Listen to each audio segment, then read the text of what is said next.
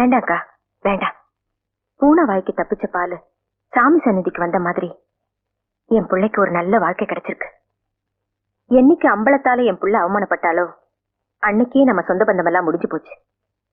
நீங்க இங்க வந்த விஷயம் அவருக்கு தெரிஞ்சா உங்களை எப்படி கொடுமைப்படுத்துவாருன்னு எனக்கு தெரியும். உங்களால எங்களுக்கு சந்தோஷம் கிடைக்காட்டியும் எங்களால உங்களுக்கு கஷ்டம் வந்துடக்கூடாது. நீங்க தூரத்துல இருந்தே ஆசீர்வாதம் பண்ணுங்க, அதுவே என் மகளுக்கு போதும்.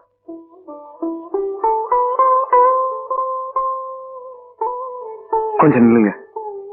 வா, எங்களை ஆசீர்வாதம் பண்ணுங்க. நல்லா இருங்க. தட்ட வாங்கிக்கோ.